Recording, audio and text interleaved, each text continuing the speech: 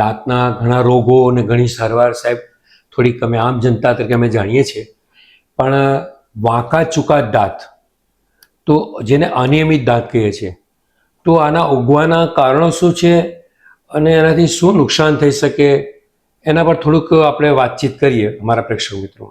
Okay, વાંકા ચૂકા દાંત ઘણા બધા રીઝન્સથી થઈ શકે છે. જી. ઘણીવાર કેવું થાય કે કુદરતી જ તમારા દાંત વાંકા ચૂકા આવે. તમારા દાંત જડબાની અંદર હોય છે, આપણને ઉપરનું જડબું નીચેનું જડબું હોય છે, એની અંદર બધા દાંત આપણા આવે છે. ઘણીવાર એવું થતું હોય છે કે તમારું જડબું નાનું હોય, દાંત બધે જ છે, 32 દાંત છે, પણ જડબામાં એટલી ક્ષમતા જ નથી કે 32 દાંતને એ ત્યાં ગોઠવી શકે.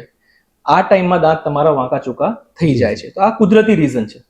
ઘણીવાર નાના છોકરાઓમાં થમ્બ સકિંગ હેબિટ, એટલે અંગૂઠો ચૂસવાની હેબિટ ઘણીવાર હોય, કે પેન્સિલ મોઢામાં નાખે, કે ઘણીવાર એમના જે દૂધિયા દાંત ટાઈમસર ના પડે, એના કારણે તમારા વાંકા ચૂકા દાંત થઈ શકે છે.